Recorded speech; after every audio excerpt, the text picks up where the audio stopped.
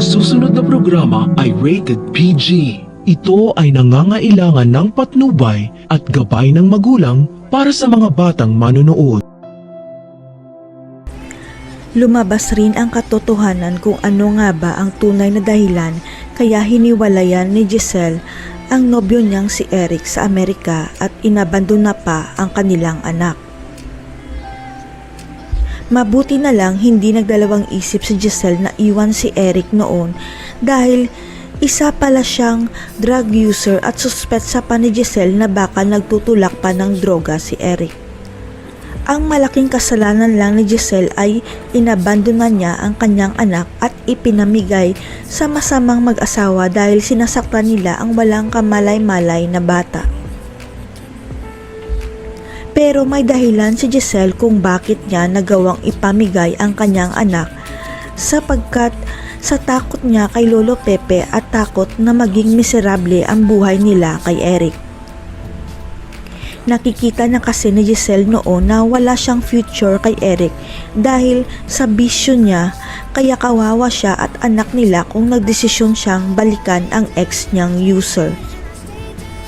Ang hindi lang alam ni Giselle, si Lolo Pepe pala ang nagpakulong kay Eric sa Amerika. Kaya abot langit na lang ang galit ni Eric sa pamilya Tanyag kaya siya maghihiganti. Dinamay pa ni Eric si Justin sa paghihiganti sa pamilya Tanyag dahil ang totoo hindi matanggap hanggang ngayon ni Eric na iniwan na lang siya basta ni Giselle noon. Pero kung hindi nagdesisyon si Giselle na layasan si Eric, siguradong hindi magbabago si Eric at tuloy pa rin sa mga bisyo niya at kawawa si Giselle at ang anak nila. Kaya nang malaman ni Eric na nasa ICU si Lolo Pepe, dali-dali silang umuwi ni Justin sa Pilipinas para maisagawa ang masamang plano nila na pabagsakin ang negosyo ng pamilya Tanyag. Mas lalong ginanahan si Eric na maghiganti sa mga Tanyag nang malaman niya kay attorney na ang Apex Hospital na lang ang natitirang negosyo na kumikita sa lahat ng business nila. Kaya atat na atat si Eric na makuha ang VP Finance position sa Apex at Head HR naman ka Justin para unti-unti nilang pabagsakin ang Apex hanggang sa malugi ang ospital. Ang hindi alam ni Eric, hindi pabor si Doc RJ na mapunta sa kanya ang VP Finance position kaya pinaimbestigahan niya si Eric para malaman kung may tinatago ba itong baho.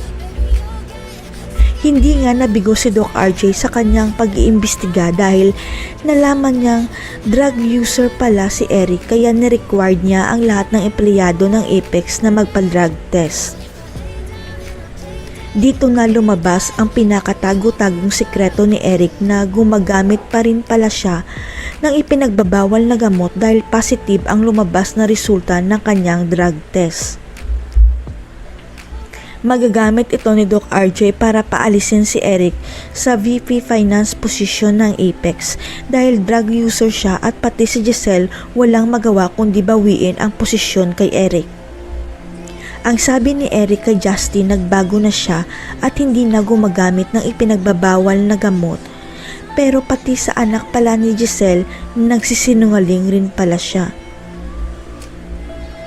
Si Doc RJ kaya ang makakapigil sa masamang plano ni Eric na pabagsakin ang Apex.